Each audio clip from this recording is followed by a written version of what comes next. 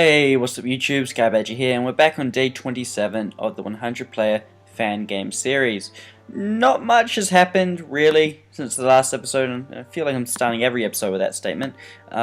King Kongo has made a lot of ground in South America. It appears that Quebec has become somewhat inactive considering he has an air force but is unable to use it, although in all fairness he does have to go up against an even stronger air force, so could understand why.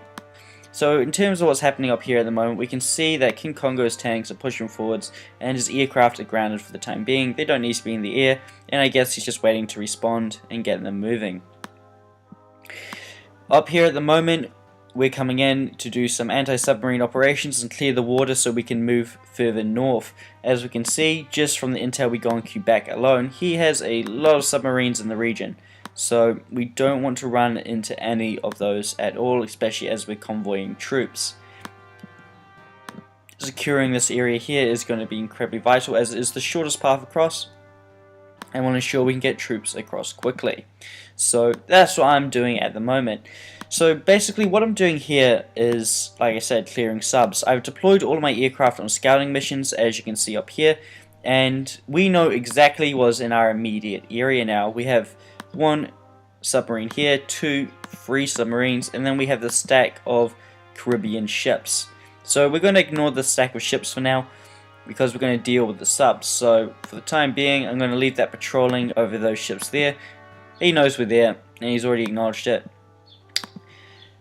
and we're just going to double check that that submarine's still there. I'm going to pull all the aircraft back because we know it's safe. We don't need to leave them exposed, considering if Quebec does come back and he's got this massive stack of interceptors right there. Don't want to lose any, so we'll pull these back before they take any damage. There we go, let's pull all of those back.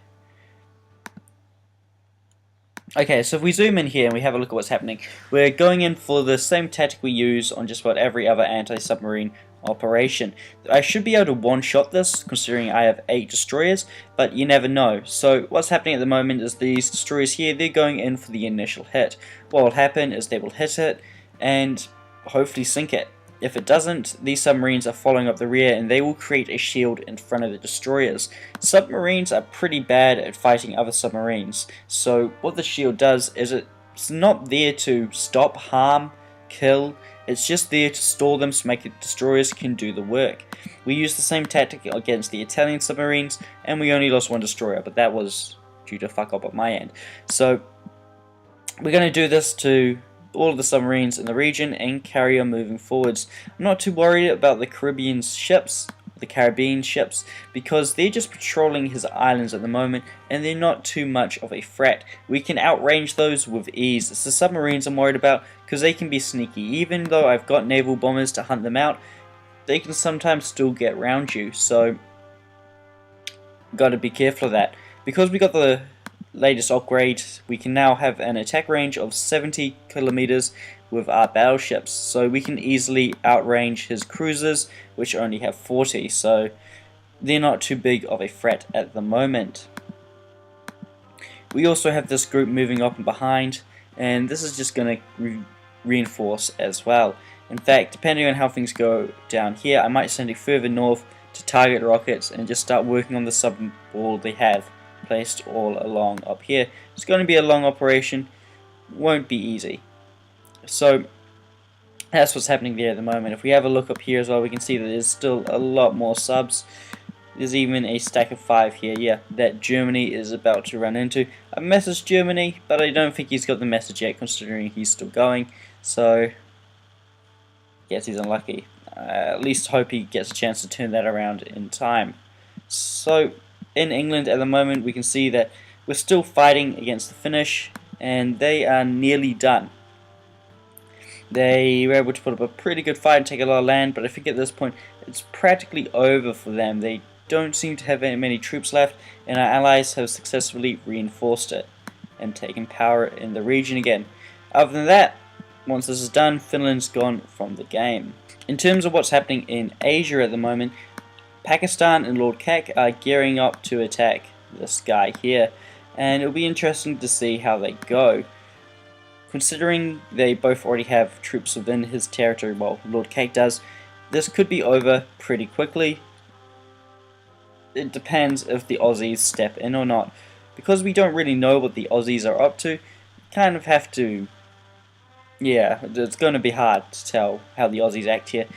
So the Aussies, for them, if Lord Kek and Pakistan were busy fighting this guy, it would be a great opportunity for them to move up, but at the same time, they may already understand that it's a huge operation to undertake, and it would likely put them on the back foot. At the same time, though, as that's happening, Pakistan is grouping up a lot of submarines and a lot of units for the purpose of invading these islands. As you can see here, he's got quite a few submarines in the region, so he's gearing up to do that as well. There's not much really else happening in the world at the moment. If we have a look at what I'm building, we can see that I'm working on a commando and the last aircraft carrier I need. I'm also going to start producing some subs, but for a time there I was out of oil, so I haven't started producing those yet. We're also still working a lot on our production and a lot on oil in particular. Once we get our oil sorted out and we get back up again, we can start producing more aircraft and tanks. We got it down to just above 200 there for a bit, so getting it back to 350 is a pretty good mark, but I want to get it up to 400 before we carry on. So we're making 23,000 tons of oil a day, which is pretty good for us. That's a step in the right direction. I'm going to end the episode here as I move in to deal with the subs. Oh, we can see that the destroyers have just opened fire. So let's see if we can... Nah, we can't. Oh well. Anyway, I'm sure that that submarine has been sunk. I'll see you guys in the next episode.